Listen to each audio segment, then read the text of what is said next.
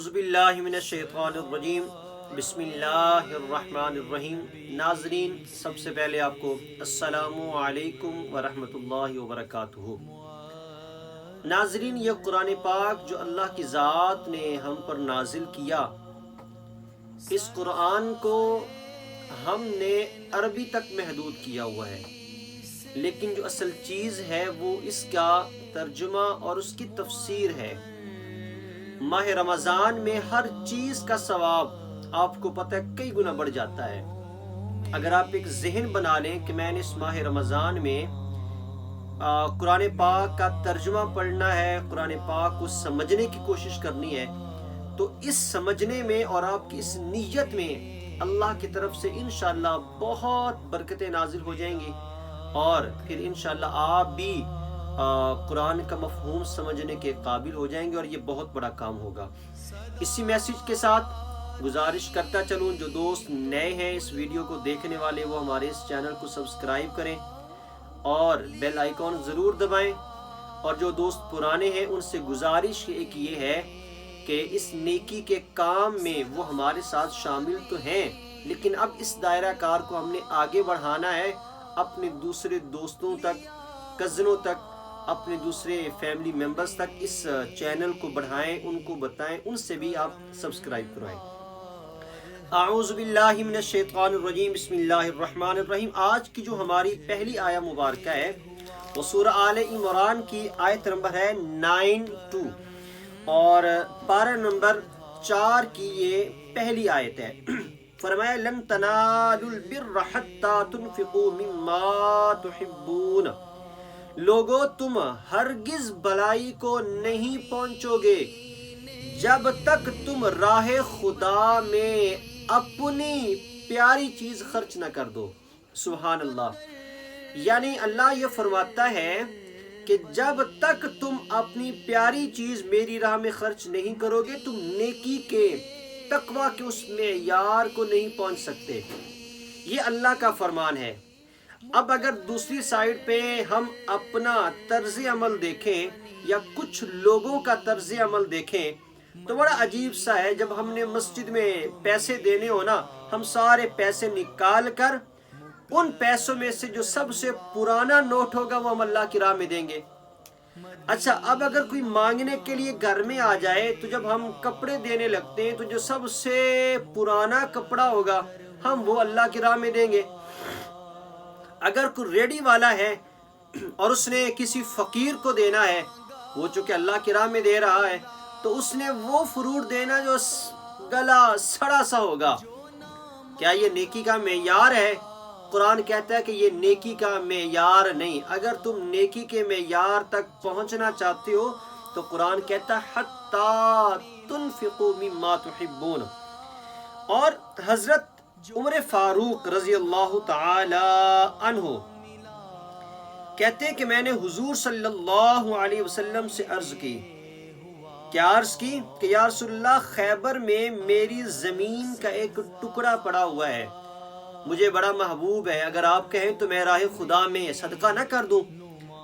اب حضور کی ذات نے فرمایا، اب حضور ان کے حالات کو جانتے تھے، آپ نے فرمایا کہ اصل زمین اپنے قبضے میں رکھو، جو اس کی پیداوار ہے اس میں سے اللہ کی راہ میں خرچ کرتے چلے جاؤ۔ سبحان اللہ۔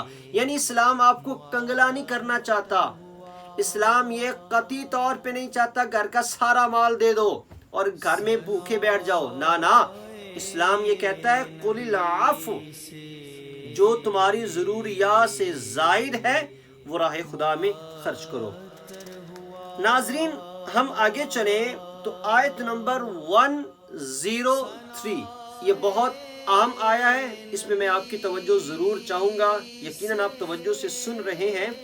اللہ تعالیٰ ارشاد فرماتا ہے وَاعْتَصِمُوا بِحَبْلِ اللَّهِ جَمِيعًا وَلَا تَفَرَّقُوا، لوگو اللہ کی رسی کو مضبوطی سے تھام لو، بِحَبْلِ اللَّهِ، اللہ کی رسی کو مضبوطی سے تھام لو، اور وَلَا تَفَرَّقُوا، اور آپس میں فرقہ واریت نہ کرو، فرقوں میں نہ بٹ جاؤ۔ اب اللہ تعالیٰ اس میں کیا ارشاد فرما رہا ہے؟ اللہ کہتا ہے کہ بھئی اللہ کی رسی کو، اللہ کی رسی کیا ہے؟ اللہ کی رسی سے مراد قرآن بھی ہے، اللہ کی رسی سے مراد اسلام بھی ہے، اللہ کی رسی سے مراد حضور بھی ہے۔ ہر اچھی چیز جو ہے جو اللہ کی ذات تک ہمیں لے کے چلی جائے وہ اللہ کی رسی میں آتی ہے۔ اور جس چیز پہ یقین ہو جائے کہ یہ ہمیں راہ خدا میں اللہ تک پہنچا سکتی ہے، اس کو مضبوطی سے پکڑ لیں اور اس کے پیچھے چلنا شروع ہو جائیں، آپ کو اللہ تک پہنچا دے گی۔ اور ایک بہت پیاری حدیث پاک، یہ مشکات المصابیح کی حدیث ہے، باب الاعتصام، یہ اس کا باب ہے۔ امام مسلم نے، امام احمد نے روایت کیا ہے، حضرت عبداللہ ابن عمر رضی اللہ تعالیٰ عنہ اس حدیث کے راوی ہیں، کہتے ہیں کہ رسول اللہ صلی اللہ علیہ وسلم نے فرمایا، بے شک اللہ تعالیٰ میری امت کو گمراہی پر جمع نہیں کرے گا، یعنی میری امت کی اکثریت جو ہے وہ کسی گمراہی والے کام پہ اکٹھی نہیں ہوگی۔ اکثریت کی بات ہے، یعنی وہ طبقہ 73 فرقے ہوں گے، ان 73 میں سے جو طبقہ اکثریت والا ہے، اللہ فرماتا ہے کہ اکثریت کو، حضور فرماتے ہیں کہ اکثریت کو گمراہی پہ اللہ میرا جمع نہیں کرے گا، اور اس جماعت کو اللہ کی تائید حاصل ہوگی، اور جو پھر جماعت سے الگ ہوا وہ جہنم کا ایندھن بنے گا۔ تو جماعت کے ساتھ لگ کے رہنا بڑا ضروری ہے۔ آج لوگ آپ کو بھٹکانے کی کوشش کرتے ہیں کہ بھئی کوئی ضروری نہیں، ہم صرف محمدی ہیں، ہمارا تعلق حضور کی ذات کے ساتھ ہے۔ سب کا حضور کے ساتھ ہے۔ کوئی ایمان والا ایسا ہے کہ جس کا تعلق حضور کے ساتھ نہ ہو، کوئی مومن ایسا ہے کہ جس کا تعلق حضور کے ساتھ نہ ہو اور وہ اپنے آپ کو مومن کہلا لے، ایسا کوئی بھی نہیں ہے۔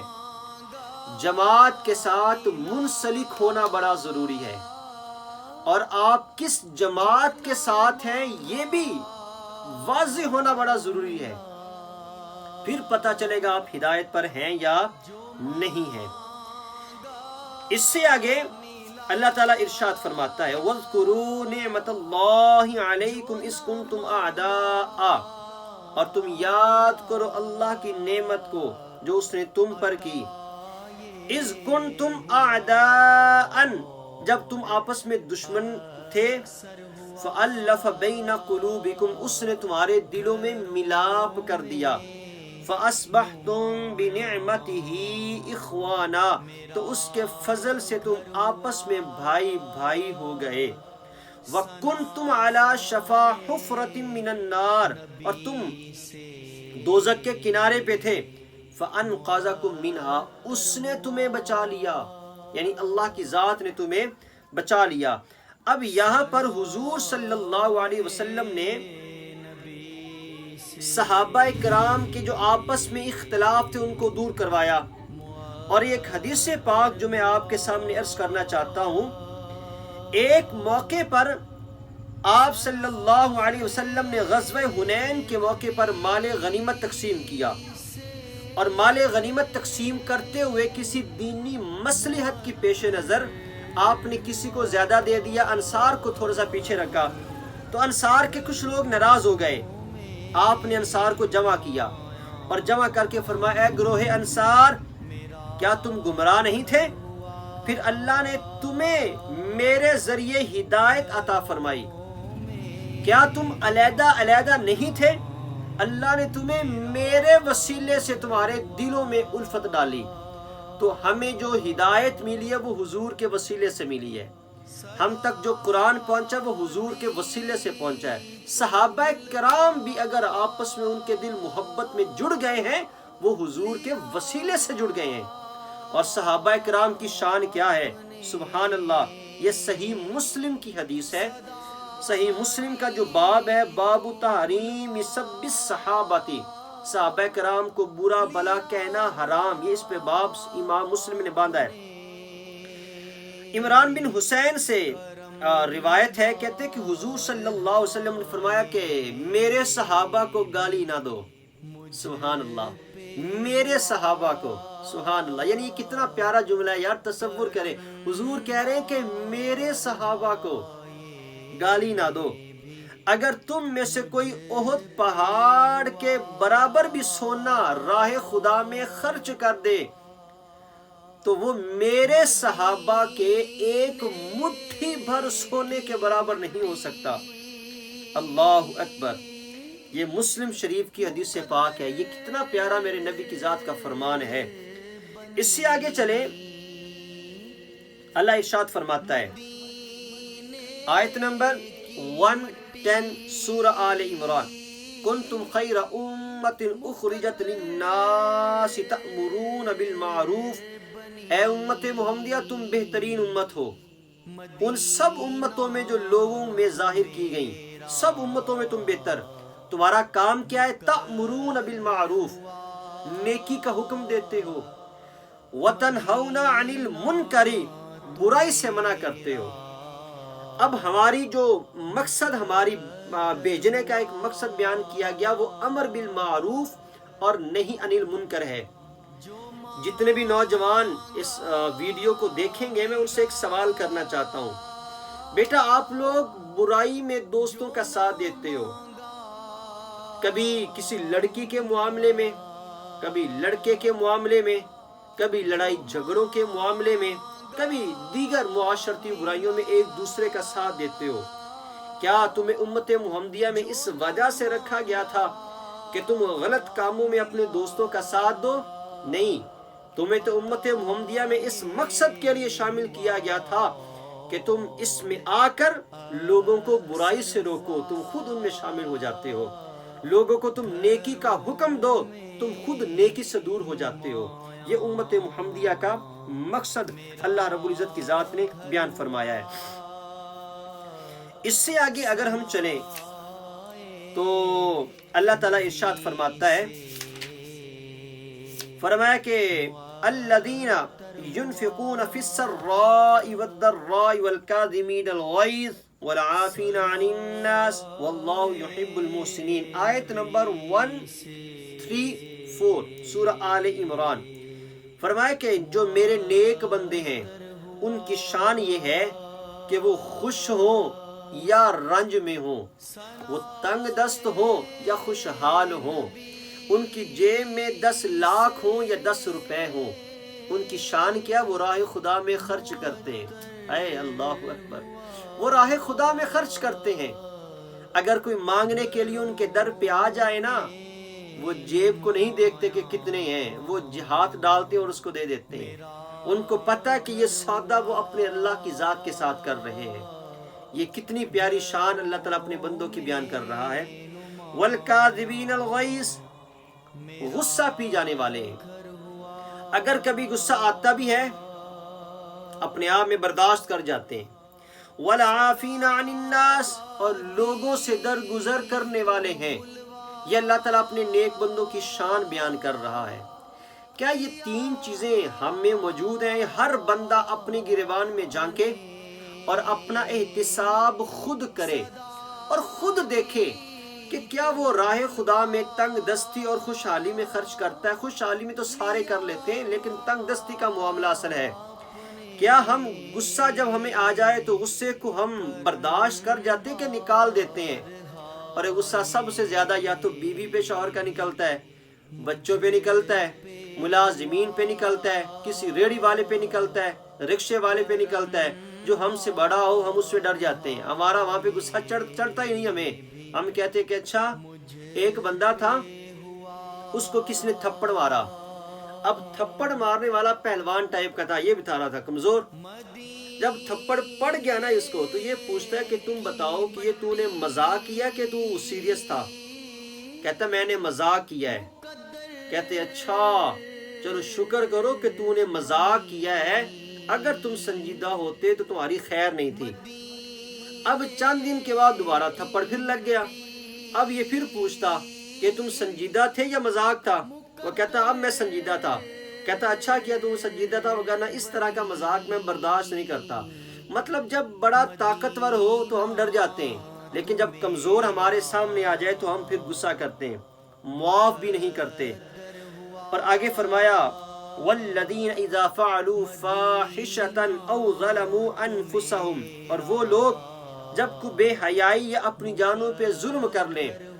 ذکر اللہ فاستغفروا لذنوبہم، اللہ کو یاد کر کے اپنے گناہوں کی معافی چاہیں.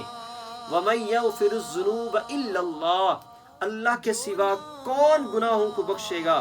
وَلَمْ يُصِرُّوا عَلَى مَا فَعَلُوا وَهُمْ يَعْلَمُونَ، اللہ کہتا ہے کہ پھر یہ بندے جو ہیں وہ اپنے گناہوں پہ ڈٹ نہیں جاتے. گناہ ہو گیا تو ڈٹ گئے نا، فوراً توبہ کی طرف آ جاتے ہیں. حضرت ابو ہریرہ رضی اللہ تعالیٰ عنہ حدیث کے راوی ہیں. مشکات المصابیح کتاب الدعوات باب الاستغفار میں یہ حدیث پاک ہے. اور فرمایا کہ حضرت ابو ہریرہ کہتے ہیں کہ رسول اللہ صلی اللہ علیہ وسلم نے فرمایا کہ ایک بندے نے گناہ کیا، اس نے اللہ کی بارگاہ میں آ کے عرض کرتا اللہ مجھے معاف کر دے، اللہ نے معاف کر دیا. اور اللہ کیا فرماتا ہے کہ میرے بندے نے جان لیا کہ اس کا ایک رب ہے جو گناہ بخش بھی دیتا ہے، اس پہ پکڑ بھی کر لیتا ہے. میں نے اپنے بندے کو معاف کر دیا. پھر جتنا عرصہ اللہ نے چاہا وہ گناہ سے باز رہا، پھر گناہ ہو گیا، وہ پھر اپنے مولا کی بارگاہ میں سجدہ ریز ہو گیا. اللہ مجھ سے پھر گناہ ہو گیا، تو معاف کر دے. اللہ فرماتا ہے کہ میرا بندہ جانتا ہے کہ اس کا رب گناہ پہ بخشتا بھی ہے اور پکڑ بھی کرتا ہے، میں نے معاف کر دیا. اب اللہ تعالیٰ اس بندے کو ایسے ہی معاف کرتا رہتا ہے، اور جب تک وہ معافی مانگتا رہتا ہے اللہ اس اپنے بندے کو معاف کرتا رہتا ہے. یار یہ خالق کی بارگاہ ہے، اس بارگاہ میں نہ نہیں ہے. آپ دنیا داری کسی بھی رشتے کو لے لو، جب تک وہ راضی نہیں ہوگا آپ منتیں کرو گے، پھر غلطی ہو جائے گی تو وہ مانے گا ہی نہیں. پھر غلطی کرو گے وہ دیکھنا پسند نہیں کرے گا کہ تم تو عادی مجرم ہو. لیکن میرا اللہ ایسے نہیں کرتا. میرا اللہ کی بارگاہ میں جتنی بار تم آؤ گے اللہ کی رحمت کو اپنے لیے کھلا پاؤ گے. سبحان اللہ. اس سے آگے چلیں تو ایک اور غزوہ احد کا اس میں ذکر ہے 4 پارے میں. اور غزوہ احد میں جو صحابہ کرام نے آپ صلی اللہ علیہ وسلم سے کی حکم کی منہ پھیرا، حکم نہ مانا، اس کی وجہ سے شکست ہوئی. بعد میں اللہ تعالیٰ ارشاد فرماتا ہے فَبِمَا رَحْمَةٍ مِّنَ اللَّهِ لِنْتَ لَهُمْ، آیت نمبر 159. تو کیسی کچھ اللہ کی مہربانی ہے کہ اے محبوب لِنْتَ لَهُمْ وَلَوْ كُنْتَ فَظًّا غَلِيظَ الْقَلْبِ کہ آپ ان کے لیے نرم دل ہو گئے. اگر آپ سخت مزاج کے ہوتے لَانْفَضُّوا مِنْ حَوْلِكَ تو وہ ضرور تمہارے وہ پریشان ہوتے اور وہ دور دور رہتے. تو نرم مزاج انسان کا اچھا ہونا بہت ضروری ہے. مزاج اچھا ہو جائے، گفتگو اچھی ہو جائے، اس سے بہتر کچھ نہیں ہے. مزاج گرم ہو تو جو انسان کے قریب والے لوگ ہیں وہ بھی دور ہونا شروع ہو جاتے ہیں. اور آگے فرمایا کہ فَاعْفُ عَنْهُمْ، اے نبی صلی اللہ علیہ وسلم آپ انہیں معاف کر دیں. وَاسْتَغْفِرْ لَهُمْ، اور ان کی آپ بھی سفارش کر دیں، اللہ ان کو معاف کر دے. وَشَاوِرْهُمْ فِي الْأَمْرِ، اور کاموں میں ان سے مشورہ لو. اب حضور کو یہ اللہ تعالیٰ ہدایت کر رہا ہے، کہہ رہا ہے کہ آپ صحابہ کرام سے مشورہ کیا کریں. اب یہاں پہ ایک حدیث پاک میں آپ سے ذکر کروں گا. حضرت عبد الرحمن بن غنم رضی اللہ تعالیٰ عنہ اس حدیث کے راوی ہیں، اور مسند امام احمد نے اس حدیث کو روایت کیا ہے. کہتے ہیں کہ حضور صلی اللہ علیہ وسلم نے ارشاد فرمایا کہ اے ابو بکر اور اے عمر، اگر کسی مسئلہ میں تم دونوں کی رائے ایک ہو جائے تو پھر میں بھی تمہاری مخالفت نہیں کروں گا. کس کو؟ حضرت ابو بکر اور حضرت عمر فاروق رضی اللہ تعالی عنہ سے حضور نے فرمایا. یہ مسند امام احمد کی روایت ہے، اور حضرت عبد الرحمن اس حدیث کے راوی ہیں. اور حضور ان دونوں بڑے صحابہ کرام سے فرما رہا ہے کہ اگر کسی مسئلے پر تم دونوں کی رائے ایک ہو جائے پھر میں بھی تمہاری مخالفت نہیں کروں گا. یہ کتنی بڑی شان ہے حضرت ابوبکر صدیق کی اور حضرت عمر فاروق رضی اللہ تعالی عنہ کی. اس سے آگے ایک اور بہت بڑی آیا مبارکہ جو آج میں آپ کے ساتھ ذکر کرنے والا ہوں، اور شاید کہ یہ آیا مبارکہ آپ اس انداز میں پہلی مرتبہ سنیں۔ اب ناظرین، جو آیا مبارکہ میں آپ کے سامنے پڑھنے والا ہوں، یہ آیا مبارکہ عقائد کے حوالے سے بڑی اہم ہے۔ آپ کسی بھی مسلک سے ہیں، میں آپ پہ تنقید نہیں کروں گا۔ ایک قرآن کی آیت اور اس کا ترجمہ پڑھ کے میں نے صرف آپ سے سوال کرنا ہے اور اس کو اپنی توجہ دینی ہے۔ اللہ تعالیٰ ارشاد فرماتا ہے، سورہ آل عمران کی آیا نمبر ہے 179، وَمَا كَانَ اللَّهُ لِيُطْلِعَكُمْ عَلَى الْغَيْبِ، اور اللہ کی یہ شان نہیں کہ اے عام لوگو تمہیں غیب کا علم دے۔ یعنی اللہ فرماتا ہے چلیں اگر اس کو ہم عام لوگوں کو درمیان سے ختم بھی کر دیں، اعلیٰ حضرت تو یہ ترجمہ کیا، آپ کسی اور کا ترجمہ لے لیں تو اس میں شاید لفظ عام نہ ہو، عام لوگوں، تو اللہ فرماتا ہے کہ اللہ کی یہ شان نہیں کہ تمہیں غیب کا علم دے، وَلَكِنَّ اللَّهَ يَجْتَبِي مِن رُّسُلِهِ مَن يَشَاءُ، ہاں اللہ اپنے رسولوں میں سے جسے چاہے علم غیب کے لیے چن لے۔ اللہ کی یہ شان نہیں کہ وہ لوگوں کو علم غیب میں بانٹتا پھرے، لیکن اپنے رسولوں میں سے جسے چاہے چن لے علم غیب دے دے گا۔ اب یہ کسی مسلک کی بات نہیں، یہ قرآن کی بات ہے۔ اب قرآن کہہ رہا ہے کہ رسولوں میں سے اللہ کچھ رسولوں کو چن لیتا ہے، یا چن لیا اللہ نے جن کو علم غیب دے دیتا ہے۔ اب وہ رسول کون کون سے، اس میں کسی کا نام نہیں ہے، لیکن ذرا ایمان سے بتائیں کہ اس میں حضور شامل ہوں گے کہ نہیں؟ یقیناً حضور ان میں شامل ہوں گے۔ تو جب حضور شامل ہیں تو یہ قرآن کی آیت بتا رہی ہے کہ اے نبی ہم نے آپ کو علم غیب دیا ہے، اے نبی ہم نے آپ کو اپنے علم غیب کے لیے چن لیا، یہ قرآن کہہ رہا ہے۔ اور قرآن کی آیا مبارکہ 179 کسی بھی مسلک کا آپ ترجمہ اٹھائیں اور اس کو خود پڑھیں۔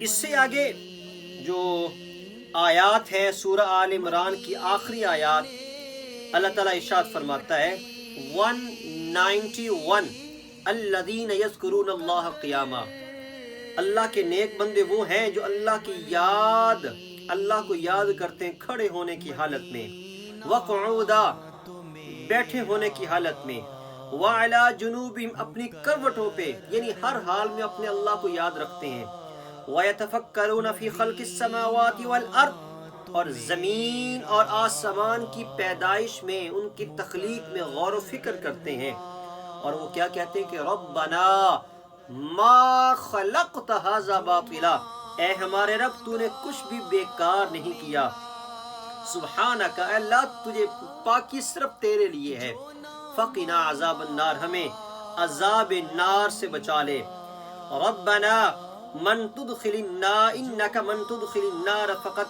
اخزیتہ، اے ہمارے رب بے شک جسے تو دوزخ میں لے جائے اسے ضرور تو نے رسوائی دی، وما للظالمین من انصار، اور ظالموں کا کوئی مددگار نہیں ہے، ربنا اننا سمعنا منادیا ینادی للایمان، اے ہمارے رب ہم نے ایک منادی کو سنا کہ ایمان کے لیے ندا فرماتا ہے، ان آمنوا بربکم، اپنے رب پر ایمان لے کے آؤ، فآمنا، اللہ ہم ایمان لے آئے، ربنا، اے ہمارے رب فاغفر لنا ذنوبنا، ہمارے گناہوں کو معاف کر دے، وکفر عنا سیئاتنا، ہمارے گناہوں کو معاف کر دے، مٹا دے ان کو، وتوفنا مع الابرار، اور ہماری موت اچھوں کے ساتھ کر دے۔ یہ نیک کون ہیں؟ یہ اللہ کے ولی ہیں، اللہ کے ولیوں کے ساتھ موت مانگو، یہ اللہ قرآن میں کہہ رہا ہے۔ اللہ کے ولیوں کی تحقیر نہ کرو، اللہ کے ولیوں کی توہین نہ کرو، ان کا نام لے لے کر ان کے بارے میں نازیبہ گفتگو نہ کرو۔ اللہ تو قرآن میں ان کے ساتھ موت کا فرما رہا ہے کہ اللہ ہمیں اچھوں کے ساتھ موت دے، ربنا وآتنا ما وعدتنا علی رسلک، اے ہمارے رب اور ہمیں وہ دے جس کا تو نے ہم سے وعدہ کیا اپنے رسولوں کی معرفت، ولا تخزنا یوم القیامہ، اور قیامت کے دن ہمیں رسوا نہ کرنا، انک لا تخلف المیعاد، بے شک تو وعدے کے خلاف نہیں جاتا۔ اس سے آگے سورہ النساء ہماری آج کی دوسری صورت ہی، پہلی ہم نے سورہ آل عمران پڑھی، چوتھے پارے میں جو دوسری صورت ہے وہ النساء ہے۔ اس النساء میں ایک بڑا اچھا حکم ہے جو مرد حضرات کو بڑا یاد رہتا ہے، جس میں فرمایا گیا فَانْكِحُوا مَا طَابَ لَكُم مِّنَ النِّسَاءِ مَثْنَىٰ وَثُلَاثَ وَرُبَاع، اے مرد حضرات تم 4 تک شادی کر سکتے ہو، 4 عورتوں کے ساتھ تک، 2 3 4، یہ یہاں تک تمام مردوں کو بڑا یاد ہوتا ہے۔ اگلا جو دوسرا حکم ہے وہاں پہ ہم ڈنڈی مارتے ہیں مرد حضرات، کیسی ڈنڈی مارتے ہیں؟ اللہ فرماتا ہے فَإِنْ خِفْتُمْ أَلَّا تَعْدِلُوا، اگر تمہیں ڈر ہو کہ تم عدل نہیں کر پاؤ گے، فَوَاحِدَةً، پھر ایک ہی کافی ہے۔ اللہ کہتا ہے یا تر رکھنیاں جے 2، ان میں انصاف کرو، اگر 2 میں انصاف نہیں کر سکتے پھر ایک ہی چنگی تہاڈے واسطے۔ تو جن حضرات کی 2 شادیاں ہیں، 3 ہیں یا 4 ہیں، شریعت نے منع نہیں کیا، لیکن ان کے لیے بڑا بیلنس رکھنا بہت مشکل کام ہے، تو اس چیز پہ ضرور وہ توجہ دیں۔ آج کی ہماری درس کی آخری 1-2 باتیں آپ سے ہیں، وَمَن يَعْصِ اللَّهَ وَرَسُولَهُ وَيَتَعَدَّ حُدُودَهُ يُدْخِلْهُ نَارًا خَالِدًا فِيهَا، آیت نمبر 14 سورہ النساء کی۔ جو اللہ اور اس کے رسول کی نافرمانی کرے گا اور اس کی حدوں سے بڑھ جائے گا، يُدْخِلْهُ نَارًا خَالِدًا فِيهَا، اللہ اسے آگ میں داخل کرے گا جس میں وہ ہمیشہ رہے گا۔ اللہ اور اس کے رسول کی حدیں کیا ہیں؟ غیر محرم سے بات نہ کرو، یہ اللہ اور اس کے رسول کی حد ہے، خدا کے لیے ان کو نہ توڑا کریں۔ دوسروں کی عزت کو اپنی عزت سمجھو، دوسروں کی ماں بہن کو اسی نظر سے دیکھو جس عزت سے آپ اپنی ماں بہن کو دیکھتے ہو، اتنی عزت دوسروں کی بیٹیوں کو دو۔ یہ اللہ کی حدود ہیں، جو ان حدوں کو توڑتا ہے یدخلہ نارن، پھر اللہ تعالیٰ اسے آگ میں داخل کرے گا۔ تو وہ مسلمان ہو تو کم وقت کے لیے جائے گا، اگر اس نے توبہ نہیں کی، اگر وہ کافر ہے تو پھر ہمیشہ تک وہاں پہ رہے گا۔ آخری جو ہماری آیہ مبارکہ ہے، اللہ تعالیٰ قرآن پاک میں ارشاد فرماتا ہے یا ایہا الذین آمنوا لا یحل لکم ان ترثوا النساء کرہا، اس میں اللہ تعالیٰ نے سختی سے منع کیا کہ اے ایمان والو تمہیں حلال نہیں کہ عورتوں کے زبردستی وارث بن جاؤ۔ آج تو خواتین کہتی ہیں نا، کچھ خواتین جو باہر کا ایجنڈا لے کر آتی ہیں کہ میرا جسم میری مرضی، میرے جسم کو کوئی میری مرضی کے بغیر ہاتھ کیسے لگا سکتا ہے۔ یہ قرآن نے آج سے 1450 سال پہلے تمہیں حق دے دیا ہے کہ عورتوں کے تم زبردستی وارث نہ بن جاؤ۔ وَلَا تَعْدُلُوهُنَّ لِتَذْهَبُوا بِبَعْضِ مَا آتَيْتُمُوهُنَّ إِلَّا أَن يَأْتِينَ بِفَاحِشَةٍ مُبَيِّنَةٍ، ان کو زبردستی نقصان دینے کی نیت سے تم ان کو اپنے رشتے میں نہ رکھو۔ یہ اللہ تعالیٰ نے بڑا واضح طور پر ارشاد فرما دیا۔ اور یہاں پر ایک وَآتَيْتُمْ إِحْدَاهُنَّ قِنْطَارًا، یہ جو آیہ مبارکہ کے حصہ ہے آیت نمبر 20 کا، حضرت عمر فاروق رضی اللہ تعالیٰ عنہ نے جب لوگوں کو دیکھا وہ حق مہر زیادہ دینا شروع ہو گئے، تو آپ ممبر پہ آئے اور فرمایا کہ لوگوں تم نے عورتوں کے مہر بہت زیادہ مقرر کرنے لگے ہو، حالانکہ رسول اللہ صلی اللہ علیہ وسلم اور آپ کے صحابہ نے 4 درہم یا اس سے کم مہر دیا۔ اگر مہر میں زیادتی اللہ کے نزدیک تقوی اور کرامت کا باعث ہوتی تو تم ان سے سبقت نہ لے جاتی، یعنی حضور پھر بہت زیادہ کرتے، تو اس لیے اس کو مقرر کرو۔ تو 400 درہم انہوں نے مقرر کر دیا۔ کتنا؟ 400 درہم۔ اتنے میں ایک قریشی عورت آئی، اماں آئی، ڈاڈی سی، انہوں نے کہا امیر المومنین آپ ایسا فیصلہ نہیں کر سکتے، آپ نے یہ صحیح فیصلہ نہیں کیا، آپ لوگوں کو کیوں روک رہے ہیں کہ وہ زیادہ سے زیادہ حق مہر 400 دیں، جب اللہ قرآن میں کہہ رہا ہے وَآتَيْتُمْ إِحْدَاهُنَّ قِنْطَارًا کہ جب تم عورتوں کو حق مہر میں ڈھیروں مال دے دو تو پھر واپس نہ لو۔ جب اللہ نے حد مقرر نہیں کی تو پھر آپ حد کیسے مقرر کر سکتے ہو؟ جب آپ نے اس عورت کی یہ بات سنی تو آپ نے کہا اے اللہ عمر کو معاف کر دے، عمر سے زیادہ سارے سمجھدار ہیں۔ یہ عاجزی کا طریقہ دیکھیں۔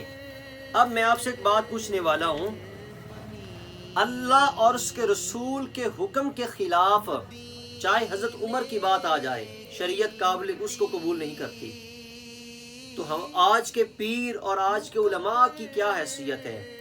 ہر وہ بندہ چاہے وہ پیر ہو، چاہے وہ مرید ہو، استاد ہو، شاگرد ہو، معاشرے کا کوئی فرد ہے، اگر اس کی کوئی بھی بات شریعت اور شریعت کے مزاج کے خلاف ہے، آنکھیں بند کر کے انکار کر دے، آپ اللہ کی بارگاہ میں مجرم نہیں ہیں۔ لیکن اگر اس بات کو آپ نے پھر بھی پکڑے رکھا، پھر وہ بھی مجرم ہے، آپ بھی مجرم ہیں۔ اللہ کی بارگاہ میں دعا ہے کہ رب تعالی ہم سب کو عمل کی توفیق عطا فرمائے اور اس درس کو ہمارے لیے ذریعہ نجات بنائے۔ آپ آگے بھی شیئر کریں۔ والسلام، شکریہ۔